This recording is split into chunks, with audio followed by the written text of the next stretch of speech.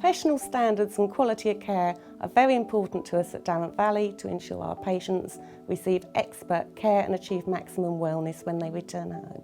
At Darent Valley we believe we are the heart of the community and we work very closely with our partner organisations, both statutory and voluntary. We particularly work closely with an organisation called Carers First.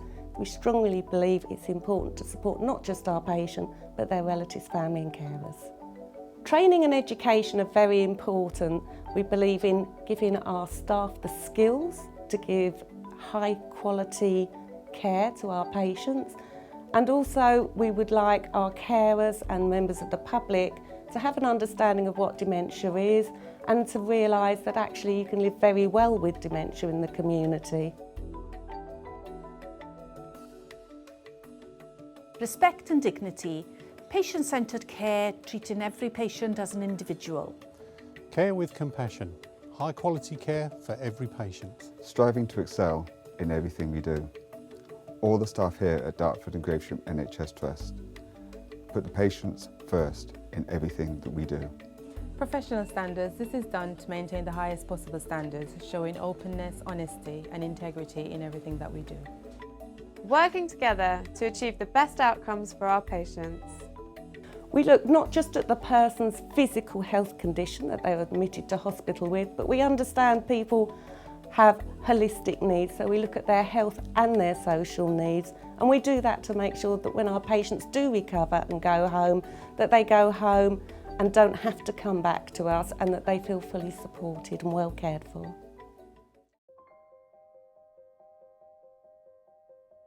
I'm choosing an attitude of dancing with dementia. I'm choosing to be a survivor. I'm choosing to live my life positively every day. I love the imagery of a couple dancing with dementia. It's a couple, a care partnership in which we move together. We sense each other's needs and change and adapt according to the changing music of the journey with dementia.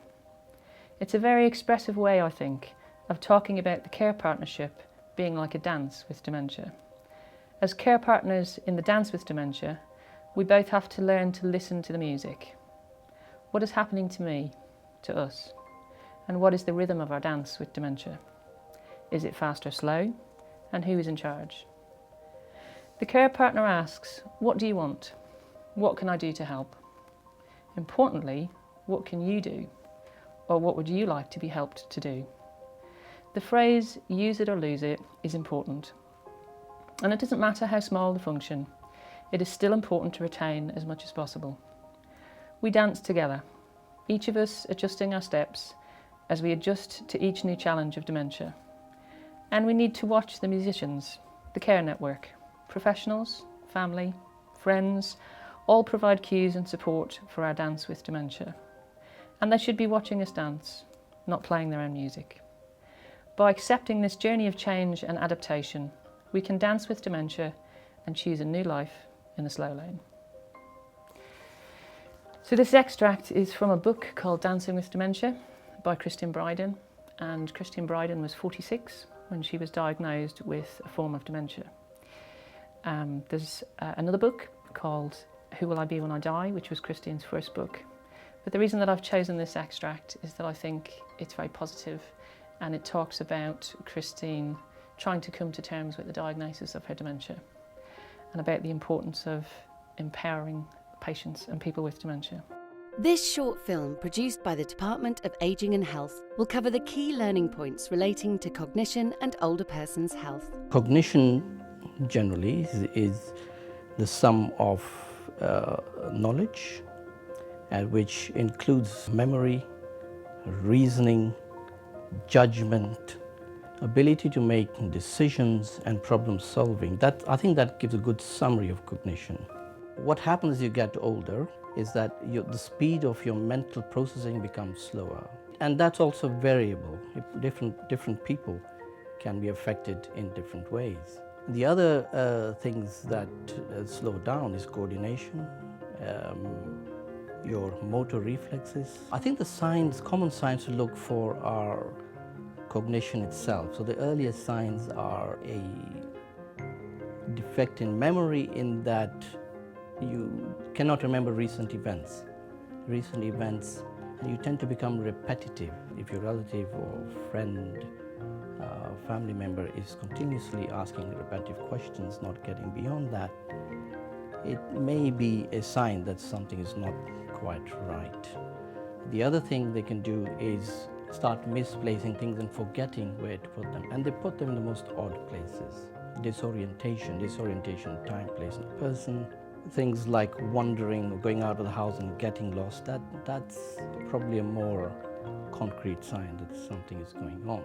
And then we can go on to speech. As you get cognitive impairment, you tend to use less words, and you may actually describe an object rather than use the word.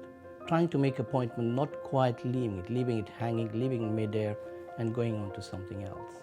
You can also have a few psychiatric symptoms, such as delusions, hallucinations, and these are fairly common, but usually in more advanced dementias. Your mood can also be affected because you can have a high level of anxiety, you can become quite irritable, you can have agitation, you can become depressed.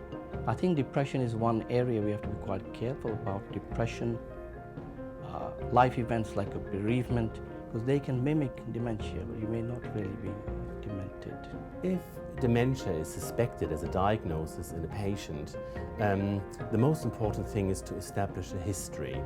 That history is often not only a history that we obtain from the patient, but also from patient's relatives and friends. Because often it's not the patient, but a relation, a spouse, who first notice that there may be a problem with a patient's mental function, cognition. Collateral history is a very important tool in the assessment of dementia, because patients are often not able to give us great details and timescales of progression.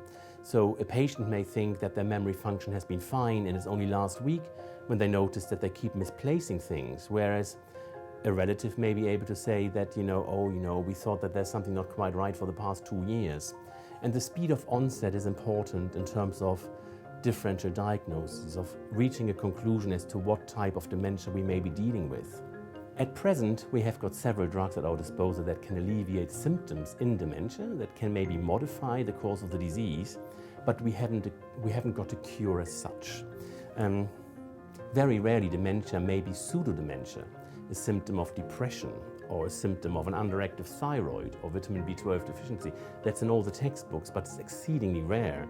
If that was the case, then yes, we could cure. Vascular dementia, considered a special type of dementia which occurs in patients who have got vascular disease, really a condition which is maybe not a disease, but it's it bears witness of the fact that as we get older, our blood vessels get stiffer and blood flow is impaired. And all kinds of diseases that affect all of us are the result of this vascular aging process. Coronary heart disease, heart attacks, kidney disease, kidney failure. And if it affects the brain, the result can be dementia or strokes. In patients in whom it is apparent that the vascular changes have led to structural damage of the brain, we often diagnose the dementia as being caused or being secondary to these vascular changes. I would suggest patients should adopt a healthy diet for intending to achieve longevity and healthy aging. Adopt a healthy diet, try and adhere to what is known as a Mediterranean diet in particular. Try and exercise regularly and avoid exposure to things that we know are bad for us, such as smoking, drinking, sleep deprivation.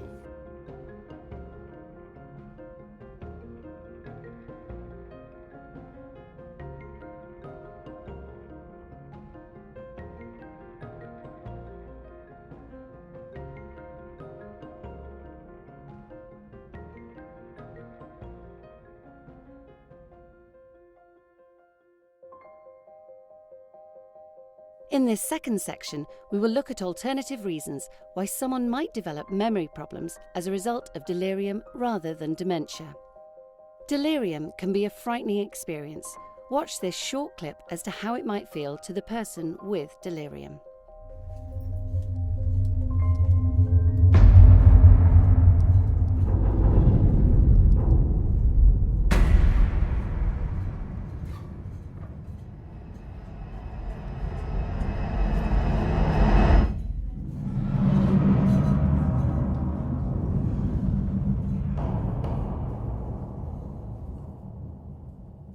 fundamental symptom of delirium is an acute change in mental state. So someone essentially is more confused than they normally would be.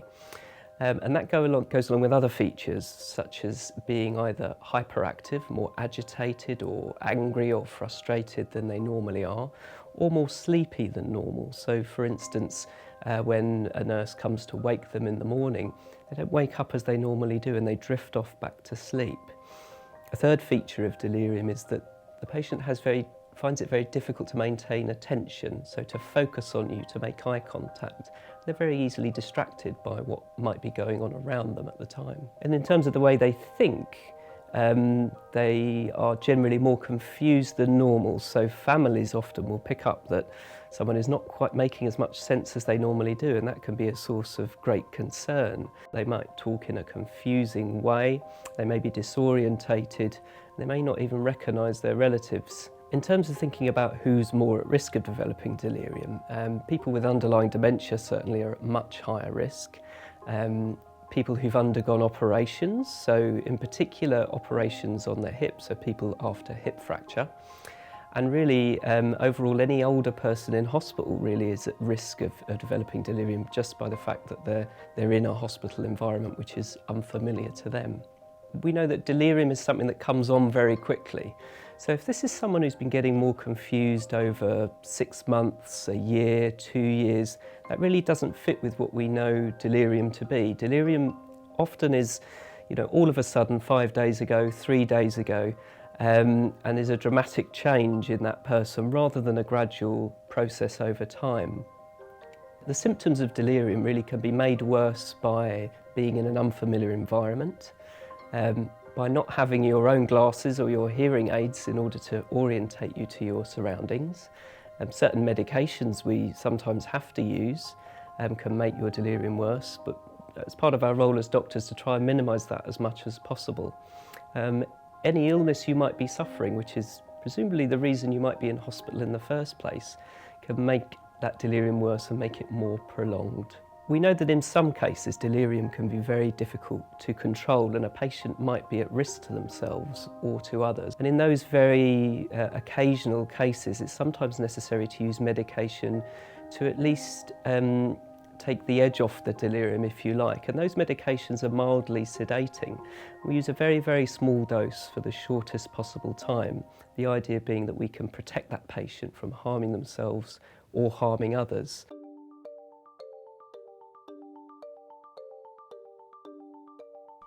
Once known as challenging behaviour, symptoms of distress in dementia can be difficult to know how to respond to.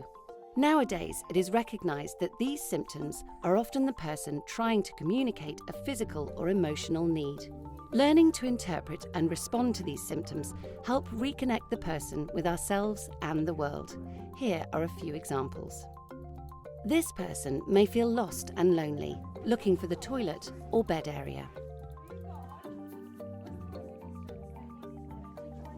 Making simple changes to the healthcare environment can help the person find their way around. Sometimes patients may say things that are confusing for you. In reality, they may simply be trying to communicate a need or feeling. Here are a few common examples.